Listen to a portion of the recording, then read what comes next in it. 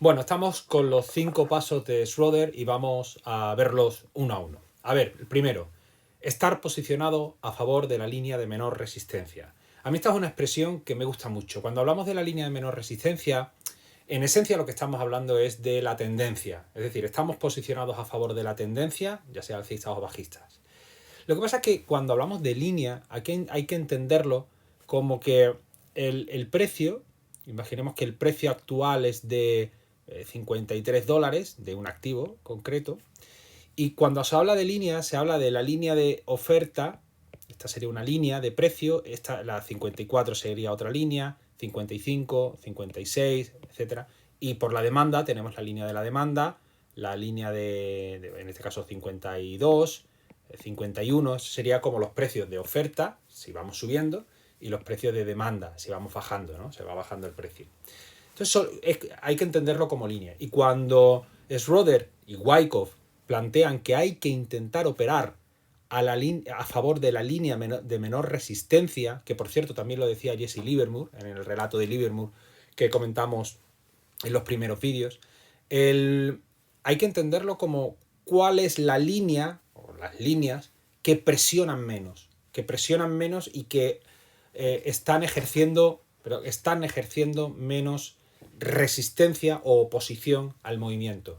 Porque si somos capaces de detectar eso, de qué línea es la que está presionando menos, nosotros tendremos que intentar operar a favor de esa línea. Si somos capaces de detectar que es la oferta la que presiona menos, es decir, la línea de la oferta es la que está más debilitada, la línea de menor resistencia, o sea, la tendencia que seguirá el precio será de subir, porque no se encuentra oposición por encima. Si a alguien le cuesta un poquito entender este pequeño matiz, que tampoco se preocupe, porque la idea de operar a favor de la línea de menor resistencia es intentar operar a favor de la tendencia. Si yo detecto un indicio de acumulación que va a generar un rally alcista, esto es porque la tendencia es alcista, porque la demanda supera a la oferta. Vamos a intentar, en la medida de lo posible, operar hacia esa dirección.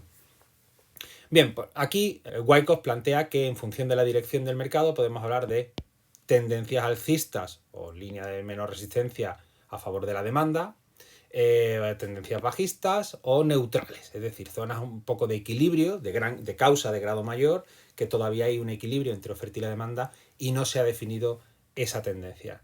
Y luego, en función del tiempo, pues tendencia de corto plazo, de largo plazo, de medio plazo y de largo plazo. Lo ideal, que cuando las tres tendencias apuntan en la misma dirección, es cuando se puede producir el mayor desarrollo del precio. Entonces, ¿qué quiere decir operar a favor de la línea de menor resistencia? Pues nada, simplemente buscar largos cuando hayamos visto signos de acumulación en el contexto y se haya definido una tendencia alcista, o pensemos que están los ingredientes para que se genere esa tendencia alcista, y corto cuando veamos signos de distribución en el contexto y se haya definido esa tendencia bajista o estemos viendo buenos ingredientes de que eso se puede producir. Y cuando estemos en una fase lateral, en una tendencia lateral, que no haya definida una línea de menor resistencia, pues operar en la línea de menor resistencia simplemente es pues no operar, esperar que uno de los dos bandos, ya sea la oferta y la demanda, gane la partida, se haga con el poder del control del mercado, se rompa ese equilibrio y en ese momento el mercado empiece con su efecto o con su desarrollo tendencial y nosotros intentemos unirnos a ese movimiento. Estas ideas que estamos viendo ahora mismo son muy de Dow, de Charles Dow, de la teoría de Dow de toda la vida. Al final, una tendencia alcista se dibuja con la consecución o con la unión de los mínimos crecientes del movimiento, que al final estos son procesos de reacumulación de grado menor, y se le puede sacar una paralela por los máximos crecientes y se canaliza el movimiento, aunque pueda haber momentos de sobreoferta o de sobredemanda, lo siento, y de sobreoferta en el lado bajista. Y cuando estamos en una tendencia natural o en un lateral, que es un proceso de causa de grado mayor, pues también podemos tener instantes de sobredemanda y de sobreoferta. Pero que estos instantes de sobredemanda y de sobreoferta que se pueden producir tanto en la tendencia alcista como en la bajista, como en una lateral, que no nos confundan sobre cuál es la zona relevante de resistencia o de soporte. De resistencia o de soporte. Muchas veces se dice, oye, ¿cuál sería en un rango así lateral, ¿no? ¿Cuál sería la zona de resistencia más relevante? Existe una tendencia a situarlo en el máximo, es decir, pues esta. Sin duda esto puede ser una zona interesante de tener controlada porque está, si aquí justo en el máximo hubo un giro, pues en el momento actual, si el precio llega aquí, pues podría pasar lo mismo. Pero hay que intentar, como hablamos de una zona, hay que intentar calibrar dónde está la zona más relevante de ese rango. Es posible que esté, habría que verlo en cada caso, un poquito más abajo porque tenemos varios giros, porque tenemos esos volúmenes importantes por aquí, y esto simplemente sea un exceso, que también es relevante. Pero si tenemos que intentar definir cuáles son los extremos de nuestro rango, que es lo más relevante, lo más importante, intentemos cuidar esas zonas de sobreoferta y de sobredemanda, que insisto, que no es que sean importantes, pero que no nos hagan perder dónde está el rango de esa zona de causa. Bueno, siguiente, fuerza o debilidad relativa del activo. Lo hemos comentado. Básicamente intentar comparar el activo con el mercado y o con el sector. No voy a extenderme en eso porque básicamente lo que plantea Schroeder es lo que hemos comentado anteriormente. Tercer paso, ¿existe una causa evidente y significativa? Bien, esto también es interesante. Al final la causa, voy a volver aquí que me sirve mejor como pizarra, la causa es el proceso de acumulación, de distribución o de reacumulación, redistribución. Es decir, acumulación, distribución o reacumulación, si estamos ya en plena tendencia alcista, o redistribución. Vale, existe una base y es que en función de lo intensa que haya sido el proceso de causa, mayor será el efecto posterior. Si hemos visto un proceso de causa, ya sea de cualquiera de estas cuatro, muy intenso, muy prolongado en el tiempo, con mucho volumen, en fin, con mucha actividad profesional, lo previsible es que el efecto posterior, el desarrollo tendencial posterior, sea pues más prolongado, más extenso y más vigoroso, ¿no? O más saludable. Esto nos deja que en el mercado nos vamos a estar encontrando continuamente con procesos de causa más chiquititos y procesos de causa más grandes, y que todos se van metiendo unos de otros, como las famosas muñecas rusas katiuskas, que son en estructura y en comportamiento y en imagen pues similares, pero unas son más pequeñas o más grandes que las otras, y las pequeñas se pueden ir metiendo dentro de la siguiente, ¿no? Aquí es, cuando hablamos de esto, hablamos del concepto de grado. Hablamos de grado menor, de grado mayor, una estructura de causa que puede estar dentro de una gran estructura de grado mayor, pero claro, lógicamente, esta causa de grado menor va a tener un efecto o un desarrollo tendencial en relación con la actividad que se ha generado en este proceso de causa. Hay veces que estamos viendo un proceso lateral que pensamos que es de reacumulación, por ejemplo, pero hay que pensar que en principio el desarrollo que va a tener va a estar en relación con la magnitud. Si es chiquitito, pues el desarrollo tendencial que puede tener luego puede ser chiquitito. Si estamos dentro de un gran o observando un gran rango de acumulación, en el momento que rompe, el desarrollo puede ser muchísimo más importante. ¿Qué suele ser operativamente muy interesante? Pues que en grado mayor el precio esté acercándose a una zona muy significativa, y en grado menor, aquí veamos cómo se produce, imaginemos que pudiésemos hacer un zoom, en grado menor, en ese zoom, mirando al detalle, podamos ver un proceso de acumulación como los que hemos estudiado. En ese momento podríamos intentar hacer una operación en detalle, fijándonos en el zoom, pero optando a un desarrollo del grado mayor. El concepto de fractalidad, lo pongo aquí en el libro también como anécdota, lo trabajó mucho Elliot. La teoría de Elliot trabaja mucho el concepto de fractalidad, aunque Wyckoff, que es anterior a Elliot, de alguna manera también lo planteó en sus escritos, ¿no? Bueno, cuarto paso. ¿Estamos en el sitio adecuado para abrir una posición? A ver, lo primero que sería interesante es plantear, bueno, esa visión de contexto, si hemos llegado al objetivo del movimiento tendencial previo, si la zona es importante, si hay signos de acumulación, de distribución, etc. Pero imaginemos que tenemos un proceso aquí de acumulación, un sprint, el precio salta al arroyo y se produce una tendencia alcista. Nosotros trazamos nuestra directriz y ahora nos planteamos entrar. Y uno dice, voy a entrar aquí porque tengo un contexto de acumulación interesante, porque el precio además llegó a su nivel, porque estoy en desarrollo alcista. Bueno, lo primero sería decir, bueno, cuidado, porque todavía le queda un margen a que el precio llegue a la zona de soporte inclinado, en este caso la directriz. Espérate que llegue.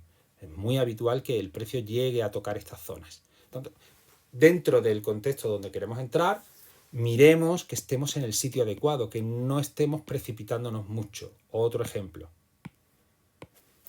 Queremos entrar en el sprint, ¿no?, que hemos comentado antes.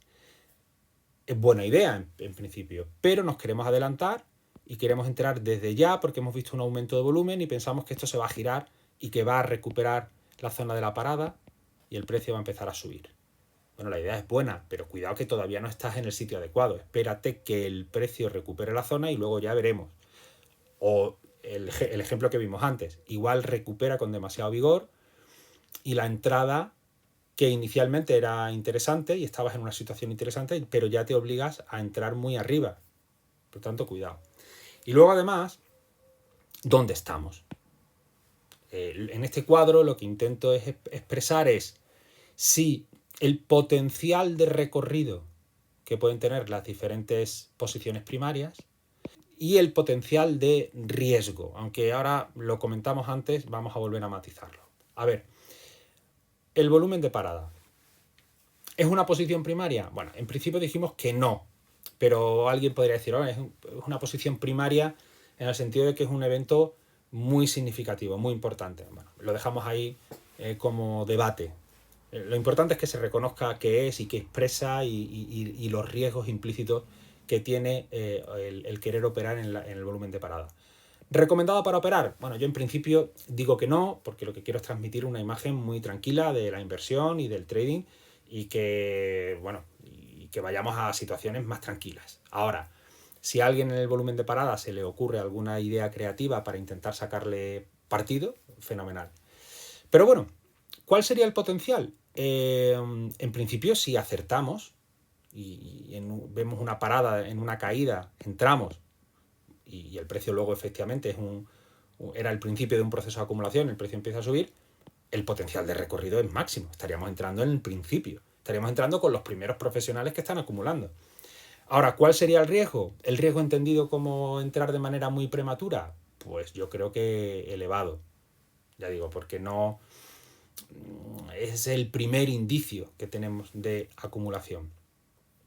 El siguiente, el sprint. Bueno, aquí sí que podríamos estar hablando de una posición primaria.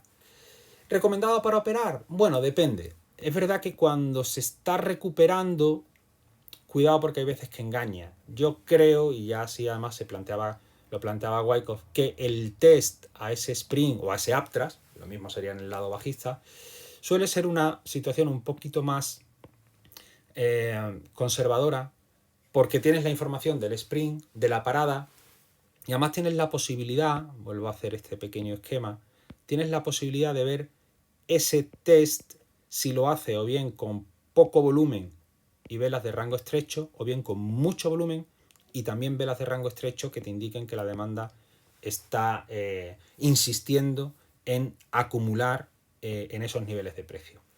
Por lo tanto, ¿recomendable entrar en el sprint? Bueno, no, por seguir con esa línea un poquito conservadora, aunque ahí empezarían ya algunas ideas interesantes. ¿Potencial de recorrido? Bueno, el sprint sería el que más potencial de recorrido tiene, porque el sprint no olvidemos que hace un mínimo todavía más bajo que el de parada, aunque también es verdad que lo lógico es esperar que el precio recupere la zona de soporte que dibuja la parada. Y luego el potencial, el riesgo, en cuanto a lo prematuros que estamos siendo entrando, bueno, sigue siendo elevado, pero la suerte, o lo que juega a nuestro favor, es que al menos tenemos a nuestra izquierda el volumen de parada. El test del sprint es una posición primaria. Yo creo que sí que es una zona interesante para plantearse estrategias. El potencial de recorrido pues, es menor, porque ya estás sacrificando potencial de movimiento por tener más información. Pero el riesgo, entendido como eso, acelerarse a la situación, pues es algo menor, porque ya ha pasado la sacudida, ya ha pasado el sprint o el uptrust, y bueno, y lo que, haciendo la metáfora de la fiesta, ya sabemos que por lo menos en la fiesta hay buena música. Luego a lo mejor no termina de cuajar la fiesta y se va todo el mundo a casa, pero en principio sabemos que la música que empieza a sonar nos gusta. El salto, bueno, el salto, lo que hemos comentado, es una posición primaria. Recomendable para operar, sí, porque ahí se suelen producir muchas veces operaciones al corte, que es como lo llamamos. Potencial de recorrido, evidentemente, decae. Y el riesgo, bueno, yo también el riesgo lo plantearía por esa volatilidad, pero esto es muy personal, insisto, esto aquí son referencias para que luego ya cada uno, entendiendo cuál es el terreno de juego y cuál es el vocabulario que utiliza el mercado para expresarse, pues se va encajando. El back, muy habitual en el trading, pues sí es posición primaria, sí es recomendable para operar. El potencial, pues también un poquito menor. Y el riesgo tal vez un poquito menor. Y luego la corrección a la tendencia, pues menos riesgo, menos potencial de recorrido, pero claro, al tener todo esto a la izquierda, tenemos más sensación de que efectivamente se ha producido un proceso de acumulación y que el mercado está subiendo. Pero claro, estamos ya en la subida, intentando aprovechar la subida. Vuelvo a lo que comenté al principio. No hay un sistema que sea de entrada mejor que otra. Es que todo tiene su parte positiva o parte negativa. ¿Que queremos ser muy rápidos y muy prematuros? Pues fenomenal, vamos a tener mayor potencial en principio de recorrido. Pero cuidado, estamos siendo muy apresurados. Ya cada uno con su personalidad, con su manera de ver el mercado, con el ingenio y la creatividad que tenga, pues que bueno, articule una serie de reglas para intentar entrar o explotar una entrada en un sitio u otro. Que alguien quiere hacer tener más indicios, no lo ve tan claro, bien, pues se viene por aquí, pero tendrá menor potencial de recorrido. Por desgracia, no hay soluciones mágicas ni únicas. Y luego ya, por último, sería si se cumple el timing de nuestro sistema. Con el timing de entrada, con el sistema, eso es lo que todo el mundo busca cuando entra en el mundo del trading. Es el clásico. Cómo entro, y ahí es donde vienen también muchas propuestas de cursos, te voy a enseñar yo mi sistema, para que te voy a decir cuándo tienes que entrar y cuándo tienes que salir. Reglas concretas donde no haya posibilidad de duda. Pero yo creo que eso tiene problemas. Primero porque no creo que sea cierto. Esto es un arte. Al final es un arte compleja, una habilidad compleja, que no creo que sea posible, en principio, moldear y empaquetar y que luego cada uno lo pueda utilizar. Ahí, si acaso los sistemas automáticos, pero ojo, porque los sistemas automáticos, que sería programar esas reglas para que se ejecuten de una manera automática, tampoco creo que se puedan hacer universales, y ahí cada operador puede utilizar la tecnología para aplicar sus sistemas, pero tiene que estar muy encima para ver cómo evolucionan, para ver si le tiene que hacer pequeños ajustes porque están cambiando un poquito las condiciones del mercado, aunque los principios sigan siendo los mismos, oferta-demanda, causa y efecto, esfuerzo y resultado, los mercados van evolucionando. No es la misma el cómo se desempeña hoy en día el futuro del mini SP de cómo lo hacía hace 8 años. Igual que los seres humanos no somos exactos. La generación ahora joven de 20 años no es exactamente igual que mi generación, ni nuestra generación es exactamente igual que la generación de nuestros padres. Todos tenemos pues nuestra cultura diferente, nuestros códigos diferentes, aunque como raza humana seguimos manteniendo una serie de principios básicos que nos llevan rigiendo como raza o como especie durante siglos, ¿no? Pues pasa lo mismo en el trading. Es muy difícil y nosotros desde luego, desde Precio Volumen, sí que creemos muchísimo en intentar enseñar esos fundamentos para que una vez se tienen entendidos muy bien, de ahí cada uno se construya su propio sistema, sus propias reglas y su propia metodología. Aquí hay una frase que utilizo mucho, que me gusta y lo pongo en el libro, de Hugo Ferrer, autor del libro Contrarian Investing y Global Trader, que dice, todo operador ha de ser capaz de articular su filosofía especulativa, porque si no es capaz de hacerlo, entonces no tiene filosofía de inversión. Y sin filosofía de inversión no hay un marco intelectual desde el que abordar el mercado. Y quien no tiene marco de referencia no tiene principios ni reglas.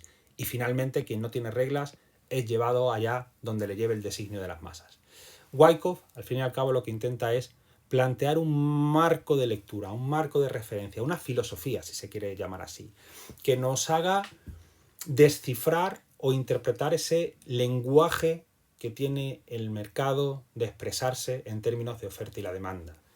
Es como, muchas veces pongo este ejemplo, es intentar entender el precio, la evolución del precio y del volumen, como cuando intentamos entender el balance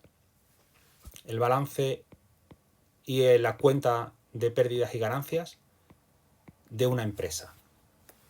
Estos son los estados financieros de una compañía. Los estados financieros de una compañía te dan una fotografía y una información sobre lo que ha ganado una compañía, lo que ha gastado esa compañía, cuáles son los beneficios, esa sería la cuenta de pérdidas y ganancias, y luego con el balance te informa de qué es lo que tiene esa empresa y cómo ha financiado lo que tiene esa empresa. Te hace una fotografía. Y realmente te está dando una información que es un lenguaje y te está transmitiendo la realidad empresarial de ese negocio. Una persona cuando se quiere analizar una empresa desde el punto de vista de su negocio, desde el punto de vista fundamental, tiene que saber interpretar ese lenguaje, tiene que saber interpretar el lenguaje de los negocios, que es la contabilidad. Tiene que saber qué significa la amortización, tiene que saber qué significa el CAPEX, tiene que entender qué significa el ROE, el ROA, el ROIC, en fin, una serie de parámetros, de ratios, de partidas, de conceptos que lo que te están haciendo es transmitir una información de la empresa. Pero luego el analista fundamental es el que con esa información, con ese lenguaje, es el que tendrá que desarrollar una sistemática, una estrategia para decidir si compra empresas pues, que tengan más deuda o prefiere especializarse en empresas que tengan menos deuda o en empresas que tengan un negocio más disruptivo o en empresas que sean más sólidas y más industriales de toda la vida. El lenguaje es el que le va a permitir al analista interpretar la realidad y luego especializarse y hacer su propio sistema. Con Wyckoff hacemos exactamente lo mismo y eso es nuestra propuesta. Intentamos enseñar ese lenguaje del mercado en términos de análisis técnico y en términos de precio y de volumen.